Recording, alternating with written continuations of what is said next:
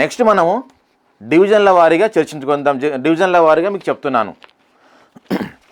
మొత్తం ఇక్కడ 7 డివిజన్లు ఉన్నాయి.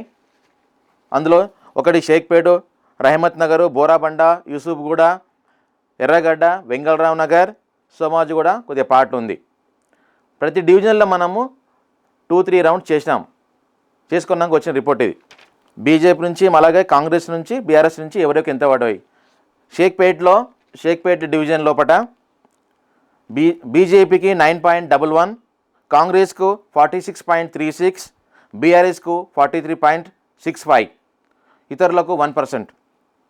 రహమత్ నగర్ బీజేపీకి 7.29, కాంగ్రెస్ నవీన్ యాదవ్కు 48.85, బీఆర్ఎస్ మాగంటి సునీత గారికి 42.17, ఇండిపెండెంట్ వాళ్ళు ఇతరులకు 2%, 1.56%.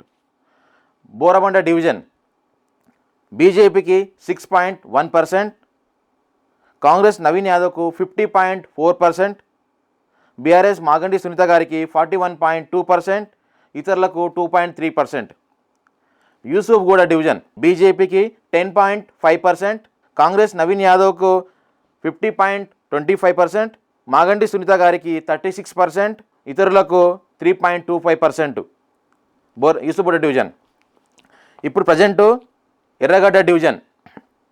ఈ ఎర్రగడ్డ డివిజన్లో బీజేపీకి 7.1%, కాంగ్రెస్ నవీన్ యాదవ్కు 47.14, బీఆర్ఎస్ మాగంటి సునీత గారికి 43.21, ఇతరులకు 2.6%.